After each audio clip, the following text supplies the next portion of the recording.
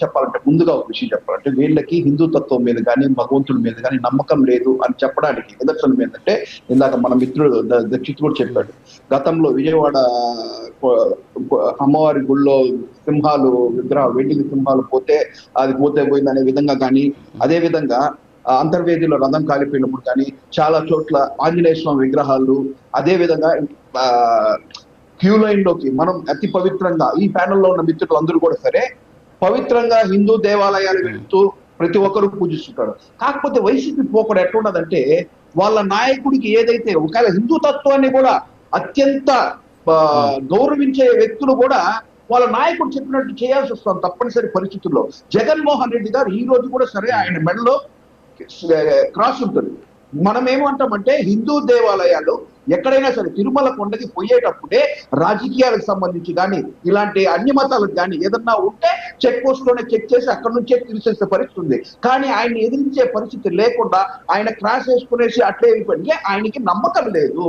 అదే విధంగా వైవి సుబ్బారెడ్డి గారు సాక్షాత్తు చైర్మన్ గా ఉన్నప్పుడు ఆయన సతీమణి జగన్ రెడ్డి రక్షక తులాభారం చుట్టూ జగన్ రెడ్డి రక్షక గోవింద అనేసరి అనునిత్యం గోవింద నామాలతో మార్మోగిపోతున్న తిరుమలలో జగన్ రెడ్డి రక్షక గోవింద అనేసరి నామస్వరాలు వినిపించారంటే వీళ్ళకి ఏ విధంగా ఆ రోజు ఎవరు అప్డేట్ చేయనటువంటి అలాంటివి ఇక్కడ మాట్లాడకూడదు ఆ రోజు అంటే ఎందుకంటే ఎవరు డేర్ చేయలేరు. అలాంటి పరిస్థితుల్లోనే వీళ్ళకి హిందూ తత్వం మీద నమ్మకం లేదు.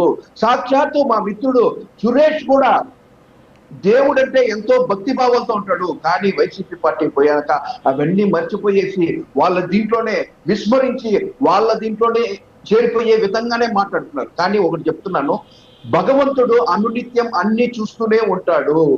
ఎవరు తప్పు చేసినా ఖచ్చితంగా శిక్ష అనుభవిస్తారు. గతంలో అనుభవించిన శిక్షలు చాలా ఉన్నాయి. అది చెప్పుకుంటా పోతే చాలా వరకు నిజ నిద్రలు చాలా వరకు జరిగినాయి. భగవంతుడు ఇచ్చిన శిక్షలు ఎవరెవరికి ఇచ్చారు, ఎందుకు ఇచ్చారు, ఎట్లా ఇచ్చారు అనే విషయం కూడా మనందరికీ తెలుసు.